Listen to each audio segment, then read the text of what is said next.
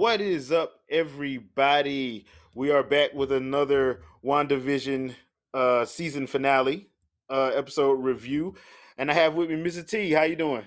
Hey, that fools. What's up? And Vicky from Fangirl Review. Hey, hey, hey. Okay, so this is the full-on MCU episode. So don't expect a commercial. Don't expect a don't expect the sitcom thing. This is full-on MCU. We're now full-on MCU. So that means cue the fight sequence. Mm. And it's a long episode. It's actually 50 minutes. It's close to an hour. And we get some pretty good action in there. We have White Vision taking on color coordinated Vision. And we have Agatha taking on Wanda. And we have the kids and Monica teaming up to take on the douchebag paramilitary, that is. So it all kind of came to a point, and for the most part, I dug the action. I see where all the money went. Yeah.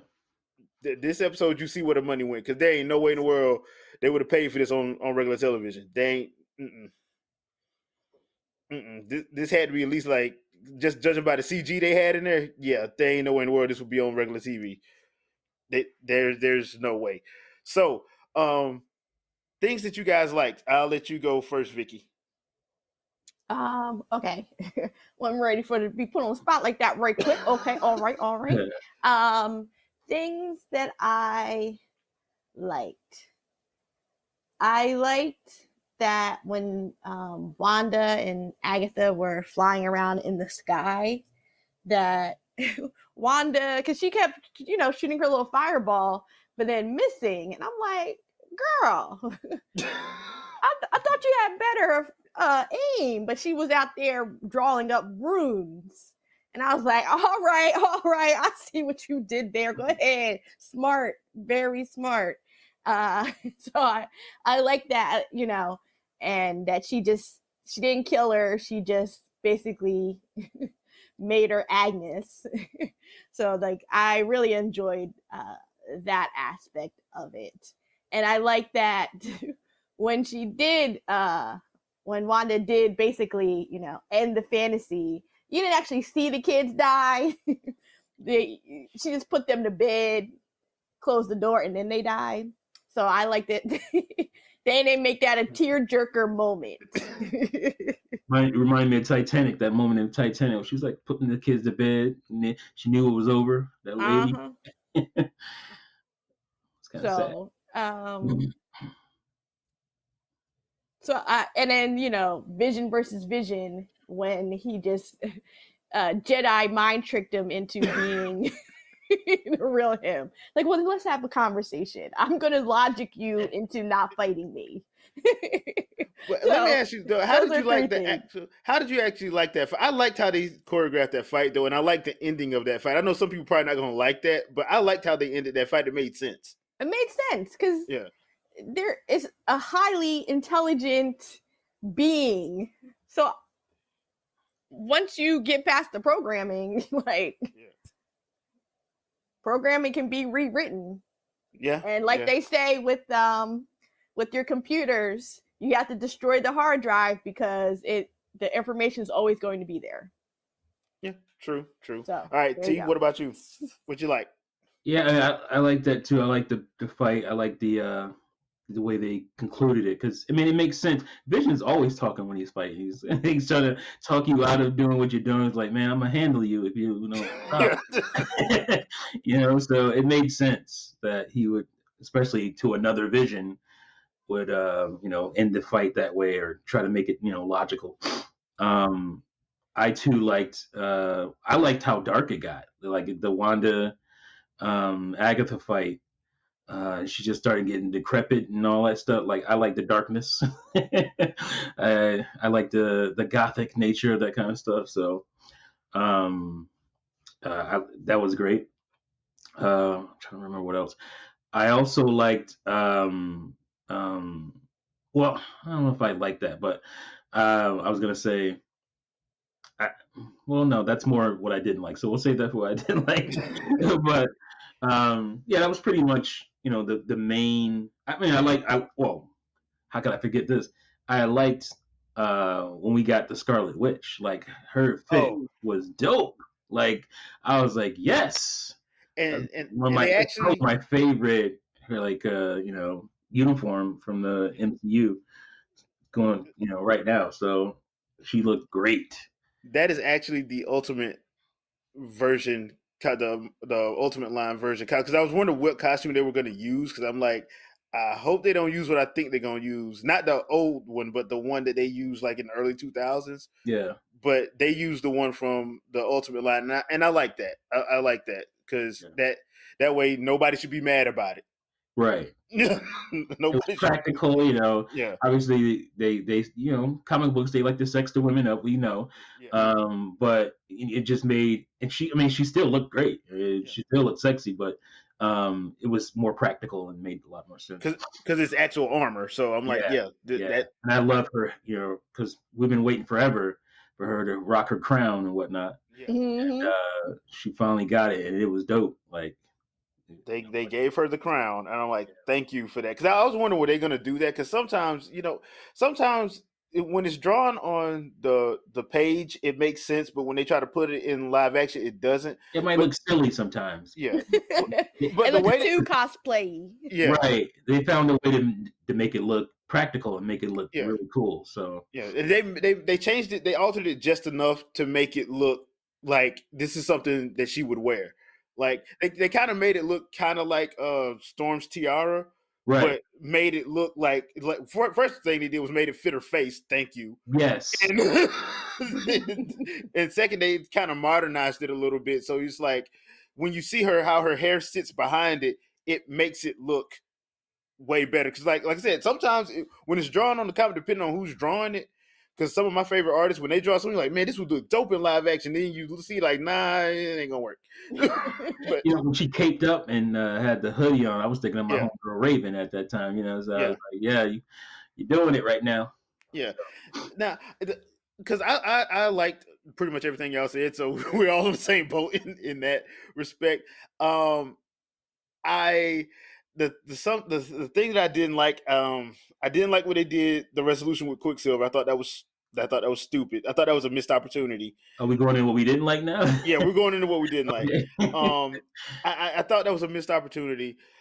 While Agatha does mention that she has unleashed something, I think it would have been way better if they went on and said what she unleashed, because we all know that this leads into Doctor Strange Multiverse of Madness.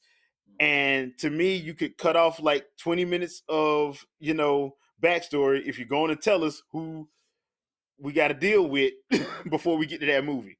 Yeah. Now, on the flip side of that, I understand because everything got pushed back. So Doctor Strange was supposed to come out this year, but it got pushed back to next year. Completely understandable. But we kind of still need to know that, because now we'll probably have to waste 20 minutes, because most people, if they're going with Nightmare, which is what the rumor is, if they're going with Nightmare, people don't know who Nightmare is unless you read comics. You have no idea who he is. Right. So we're going to have to waste about 20 minutes of that movie with no one trying to figure out who that guy is. The other thing too is, and I hate when they do this, and T, I know you know what I'm talking about, because we had to deal with this with that Supergirl situation on CW. Oh no. I like Scarlet Witch. Scarlet Witch is not stronger than Sorcerer Supreme. Now, now she is stronger. Wanda in this is stronger than Doctor Strange in the MCU now, because Doctor Strange in the MCU is not Sorcerer Supreme yet. He's not. Mm-hmm. But the Scarlet Witch cannot see the Sorcerer Supreme. I hate when they do that. Because they referred to him as Sorcerer Supreme. So yeah, and he's not. He's not yet, technically, in the movies. So So he's not Sorcerer Supreme. And on top of that, she's not more powerful than him. She's powerful. She's not more powerful than him. No. So I wasn't as mad, because they did set it up well. Yeah. Way better than they did Supergirl. That's a damn sure. Oh, yeah. So, but yeah, it was a little annoying. Yeah, that's just one of the things I'm like, okay. And I think those are the main things that I did not like about the episode. So T, What about you? Yeah. Yeah, you mentioned Quicksilver. You know, I mean, these are the things that happen when you have fan theories and they kind of go out crazy. But I mean, they weren't too crazy. They were referencing stuff, so you can get mad because they did reference things, little Easter eggs in the show to make you think. And they did it multiple times. It's not like they Yeah, did yeah. it was a one-off. They did it like 4 or Right, they 5 did it times. multiple times, and Yeah. that's why people started coming up with the theory. I don't think really people really said much before they started referencing all this stuff. So they have to take responsibility for people going out on these wild tangents. So they brought it back down to MCU status. It wasn't it wasn't going to be some crazy reveal or anything.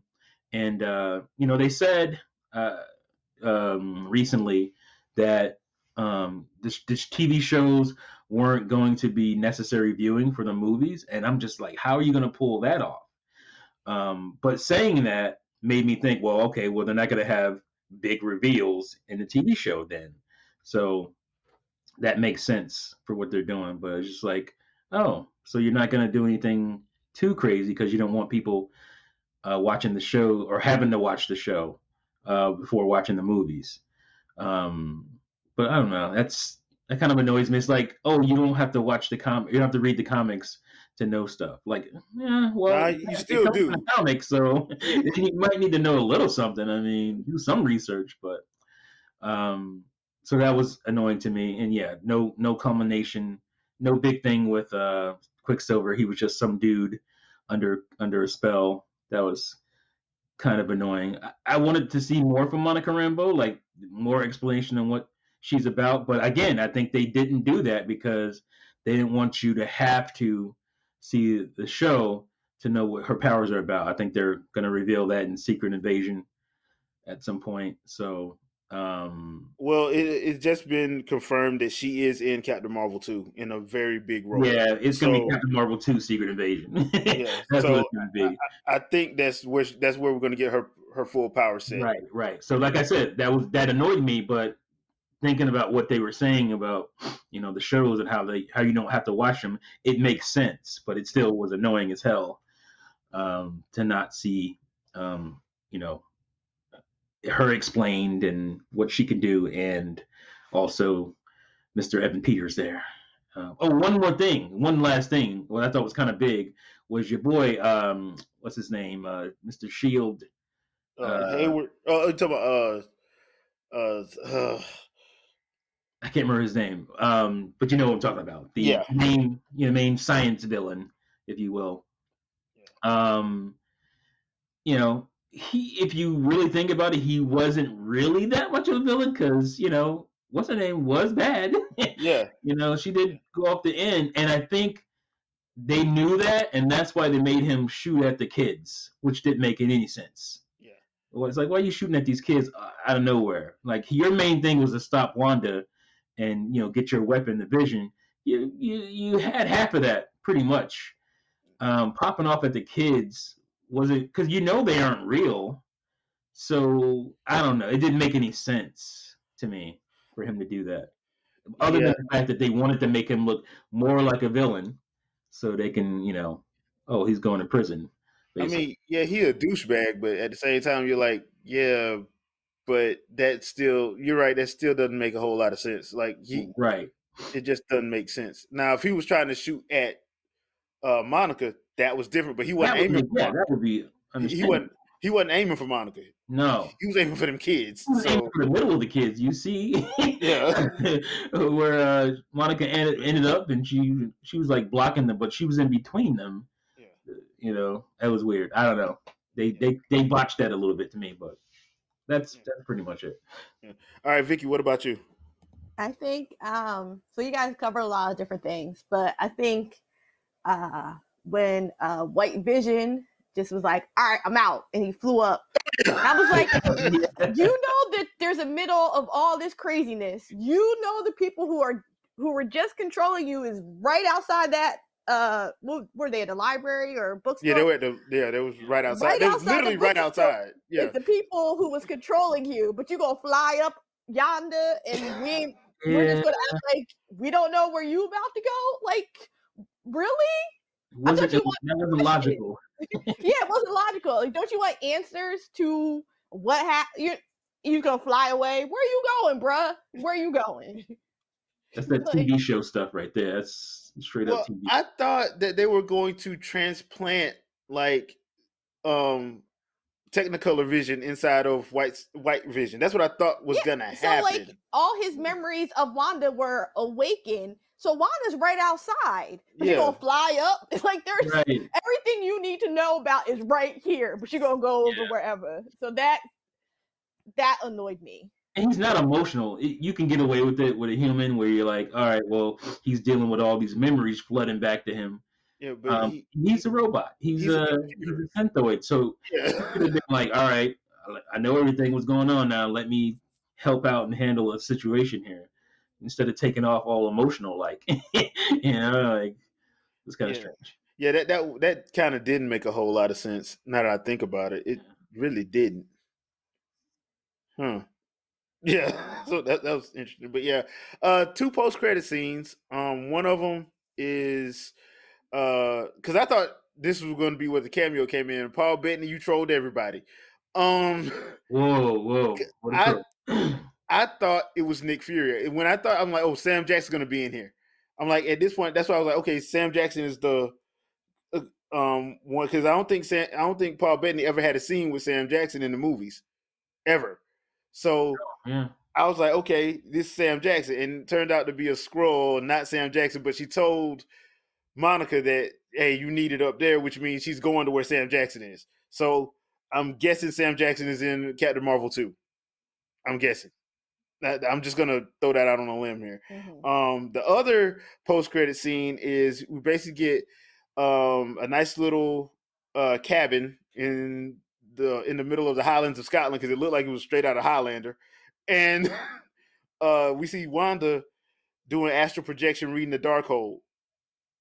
Not the book she probably should have started off with, but she's reading the Darkhold, and she hears her kids. Now, small little sidebar here. At the end of House of M, when she finds out everything is like not real, and she pretty much says no more mutants and all that other stuff, and all the other crazy stuff happens, she does hear her kids and kind of pulls them into the Marvel universe proper from out of another universe. So I'm guessing that's what we're referencing there. Yeah. So, interesting. Once again, I still think that they missed a huge opportunity with Nightmare, but I think that's who it is that when Agatha says you don't know what you've unleashed, I think that is what she was talking about. Either that or some other cosmic being. And Agatha's fault though. Yeah, it is. Because all Agatha needed to do was not leave Wanda alone, and should have never started the fight to begin with. Or just trained her.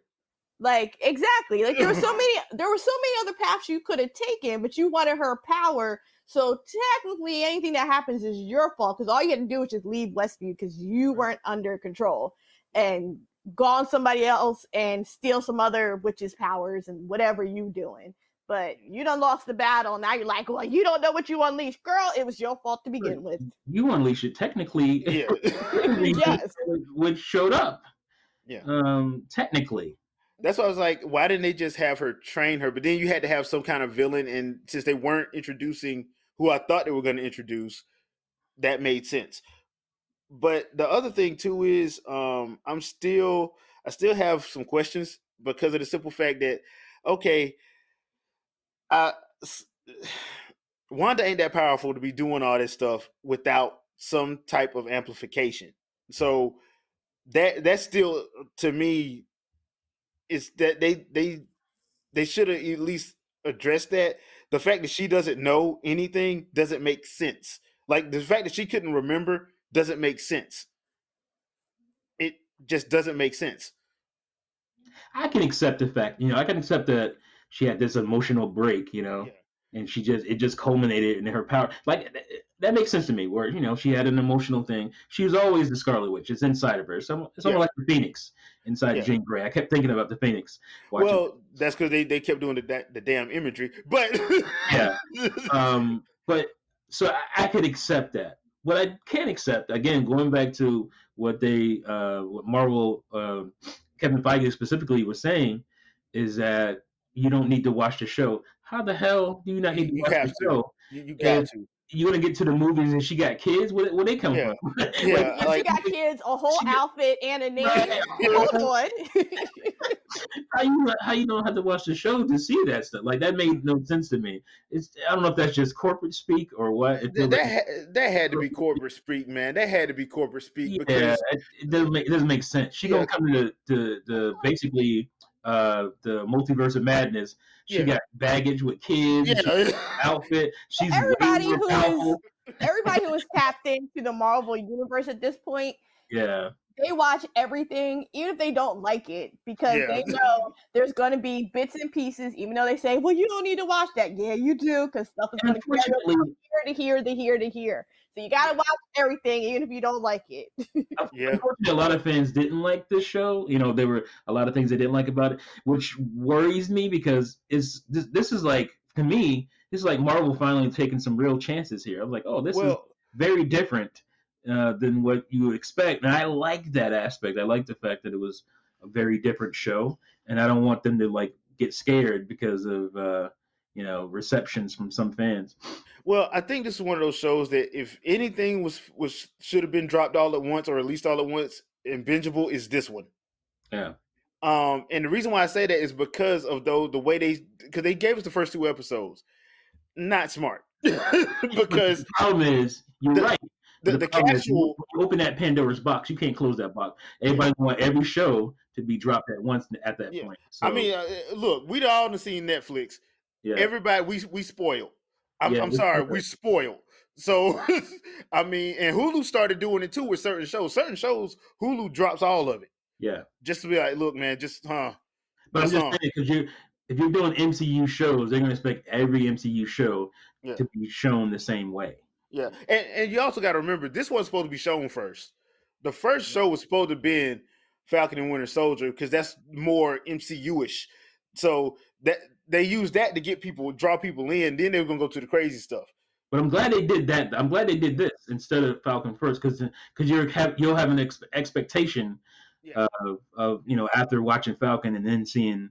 They're like, whoa, this is way different. Yeah, it's way different. And I think that's what's going to be the thing with all of their shows. Just like their movies. If you look at their movies are all in a different genre. Yeah. But they all tie together.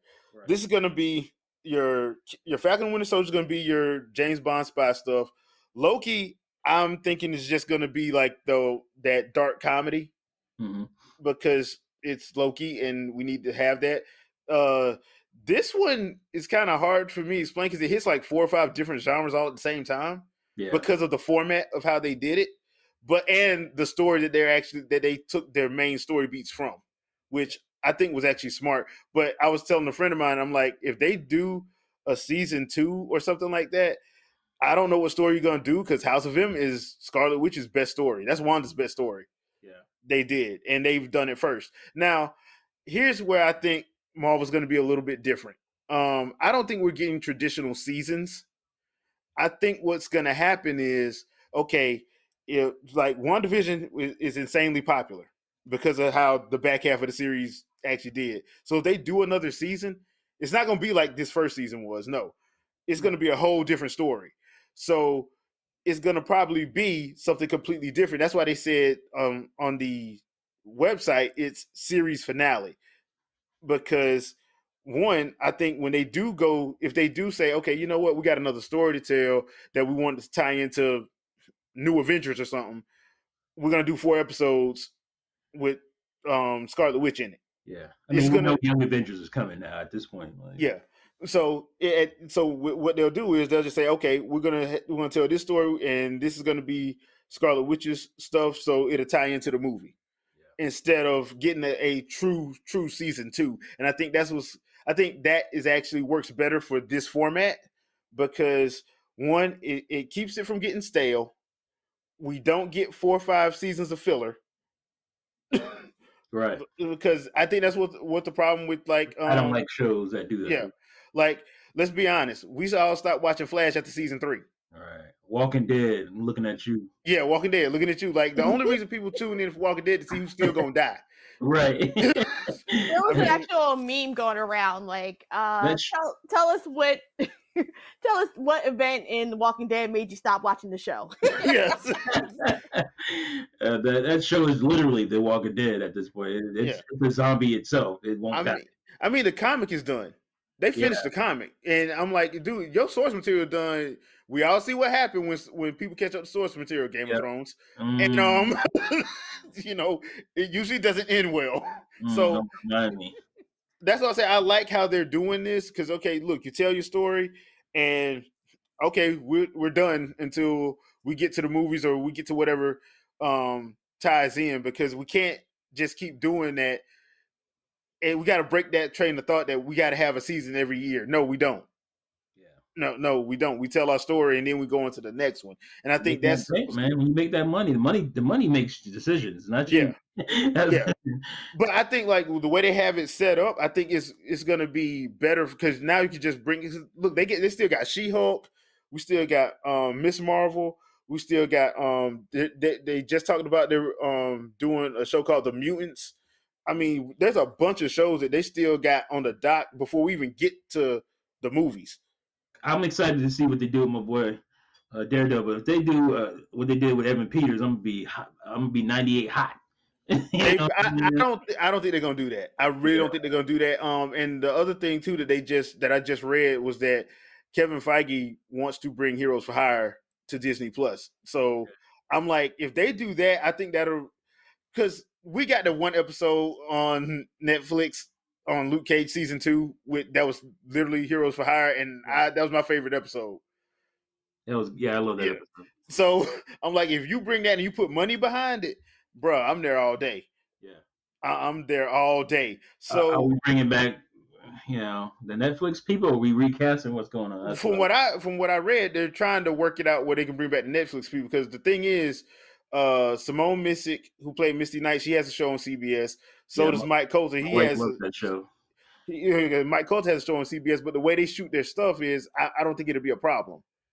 Because they won't shoot it while they're shooting that. And let's be honest, it'll be in Atlanta.